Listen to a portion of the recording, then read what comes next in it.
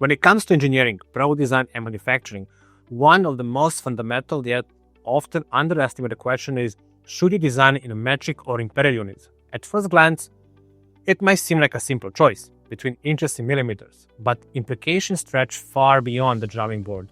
Your decision can affect everything from production costs and timelines to assembly compatibility and international compliance.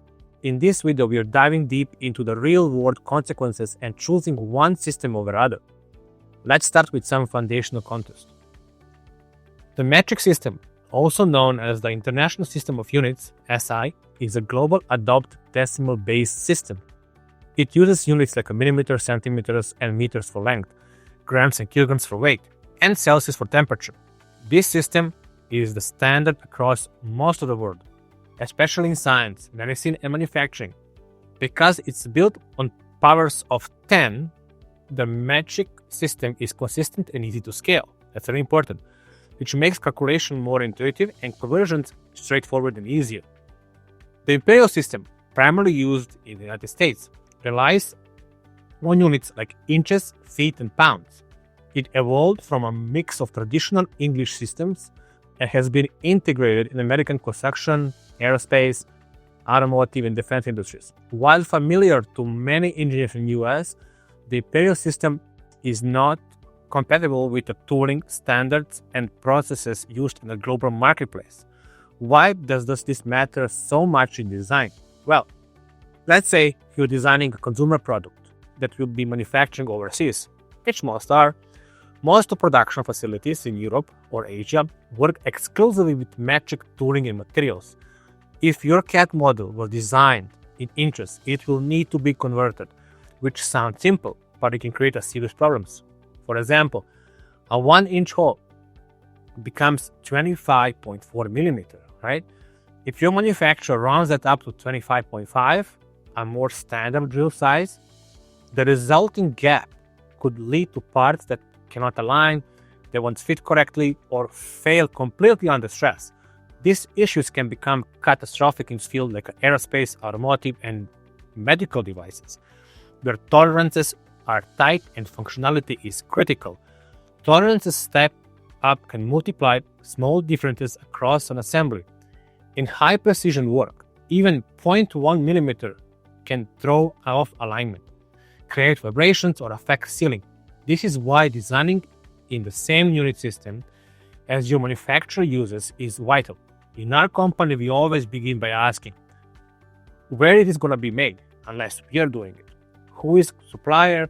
What units do they work in? And that information guides us to a direct approach. We always suggest working into the metric system, unless the home manufacturing here in the US. Material availability is another crucial factor. Standard metric thicknesses differ between the metric and imperial systems. For instance, sheet metal in metric market might come in 1 millimeter, 1.5, and 2, while in US imperial system, you're more likely to find different type of information, like a 16 gauge, 18, or 20. These aren't direct equivalents. If you design something that uses 1 millimeter sheet metal and then sources in 20-inch gauge, you may face issue with stiffness, weight, or even safety compliance, and you don't want to do that. The same goes for fasteners. Metric screws like a M3, M4, M5 are standard overseas. In the US, you will more commonly see 6 to 32, quarter of an inch, 5/16 to 18. A change in thread type might seem small, but it affects all the specs: driver tools, hole clearances, and inventory management, of course. Swapping these out mid-development can slow down a project dramatically. Software flexibility is helpful, but not foolproof. Most CAD software like a SolidWorks, Inventor, and Fusion 360 lets you switch between units easily, but switching units doesn't automatically fix issues related to a design intent.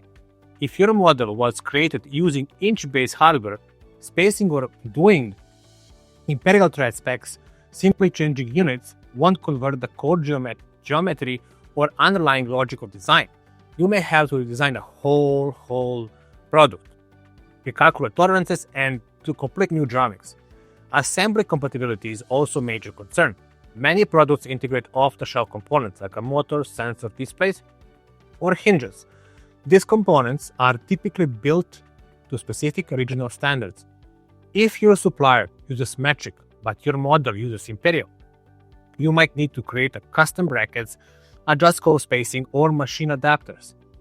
That adds cost, weight, complexity, and potential failure points. So, which will you use? If your product is meant exclusively for the US market and your manufacturing partners are domestic, Imperial units still can make sense, especially if you're sourcing parts from the US vendors. But if there is any chance your product will be produced or sold internationally, metric is almost always a smarter way to go. It standardizes your workflow, simplifies documentation, and reduces conversion errors, and as well keeps your supply chain open to global partners. At Xpro, we work fluently in both systems, but mostly metric.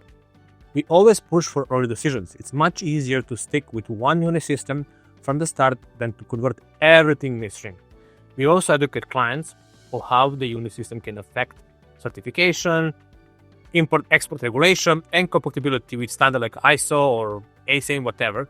In summary, the metric was Imperial. Debate isn't just about preference.